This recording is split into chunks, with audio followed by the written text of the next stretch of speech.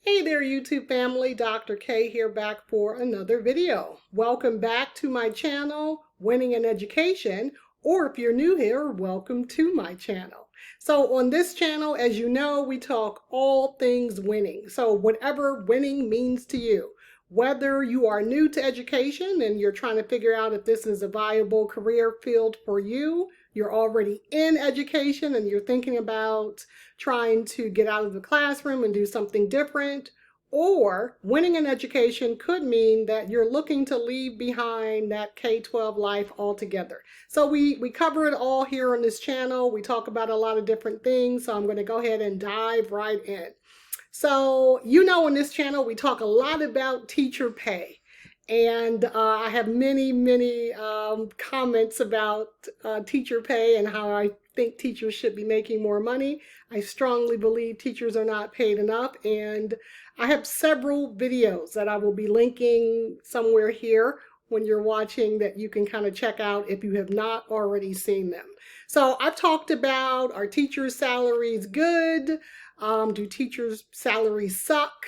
How about going to teach in Alaska or China because they pay better? We discuss a lot about teacher pay. But this video is a slight turn to that. We're talking about teacher pay in connection to this new phenomenon. Well, I wouldn't call it new, but sweeping phenomenon in education of the 4-day school week. So I recently came across a news article online. I like to look at news articles and read things and view things. And this was on ABC Online. And they were discussing the 4-day work week in the state of Missouri. There was a new district that had recently switched over to a 4-day work week, and they were interviewing the school superintendent and some teachers. And it was a very interesting piece. Of course, I'm going to link that below, but I wanted us to kind of talk about this 4-day work week and look at it from different perspectives. So the first perspective is from the school district. The reason that the superintendent said that they needed or were thinking about initially changing to a 4-day work week was because of teacher recruitment, teacher retention. They are a very rural district. They were having a hard time recruiting teachers to their district and retaining teachers in their district. So they had heard about this 4-day work week. They kind of put it through the talking cycle with their various stakeholders, their school board, and they decided to give it a try. And the school superintendent came on to talk about how it had successfully impacted their ability to recruit more teachers and to retain teachers. So from the school district's perspective, it was a boon for recruitment. And it also was a way for them to talk more positively when they were recruiting these teachers to say, I know our pay is not as much as some of the other larger districts that were surrounding them, some of the other urban districts. As I said, this was a rural district. So they could not match the pay for some of the larger districts in their state, and they were losing teachers. So how they started to recruit was to say, well, we have a 4-day work week, and they used that 4-day work week as a selling point to recruit teachers, and it worked. So that's one perspective. I also want to look at it, though, from the educator perspective. I want to definitely look at it from the parent perspective, and then also how this 4-day work week could possibly impact our students. So, educators, I'll be the first to say, if I was offered a 4-day work week, yes, I would definitely take it. And I'm sure most of you who are educators would say, yeah, I would take a 4-day work week. In the news article or the news piece that I'm going to link below in our description, they interviewed a married teaching couple who had relocated specifically to this district in Missouri because of the 4-day work week. And then they talked about how it was beneficial to their family. So one, they talked about how they were able to have an additional day off during the business week. and they were able to take care of some business items. So they had that one day off to take care, business items that you normally can't take care of when you're working Monday through Friday the entire business day. So that was one pro for them. Another pro that I believe the wife talked about is that she felt like it was helping to combat burnout for her. So she talked about how difficult the teaching job is. And, we talk about that a lot here on this channel. Teaching is not easy. So she talked about having that extra day to just kind of refocus, recharge, get some things done was a pro for her. So she was loving that. And then the last thing they talked about it from their perspective as a working family, teaching family, is that they had more time to spend with their own kids. So on that day off, their kids were also off, so they had more family time. So I would give that a thumbs up. From the educator perspective, yeah, I think it's a double thumbs up. I could see educators going for that. But let's look at it from the parent perspective, because that was the first thing that popped into my mind. What are these parents doing with these kids on that day off? These parents still have to work. But from the news piece, you will see the district had combated that issue of what parents would be doing with these kids.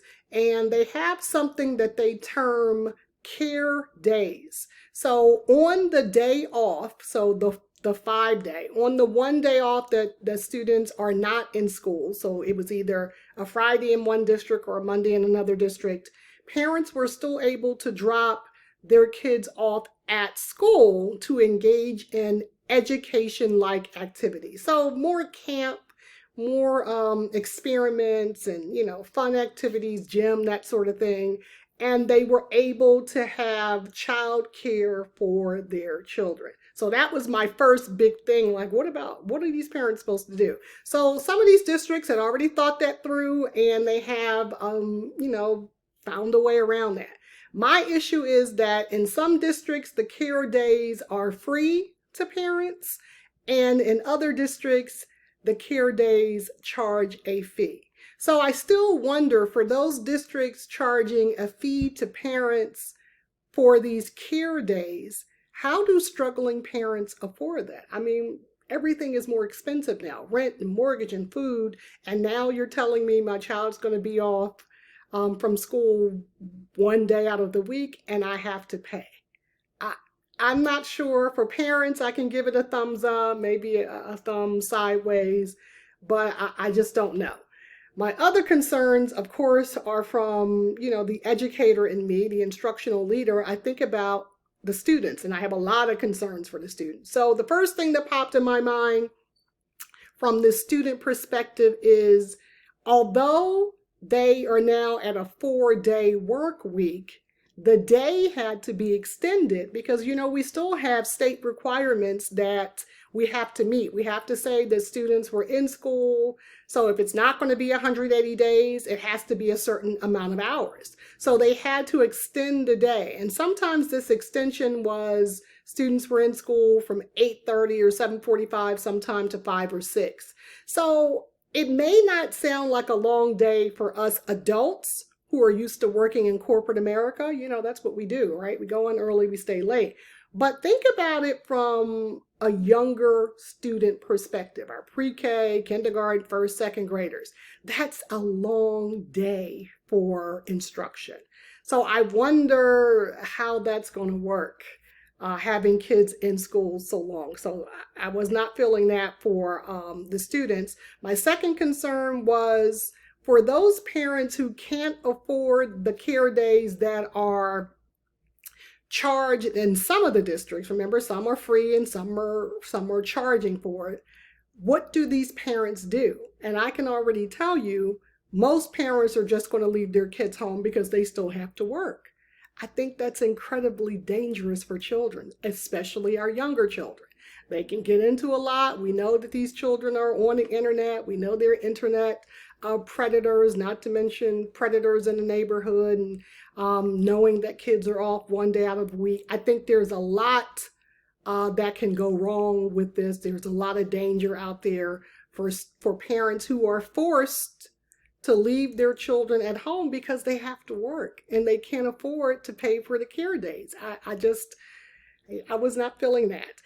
Another concern I have for students is when we think about this achievement gap that has been permeating education for the last, 30 years? So the achievement gap is the students who don't get it by a certain grade, they never really catch up to their peers, right? So it's always this achievement gap.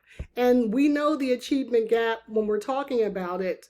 We're looking at more affluent students and districts versus our Title I schools, our lower districts or lower poverty districts, and those students. So I wonder, we think about this whole No Child Left Behind movement. How does this 4-day work or school week affect student outcomes?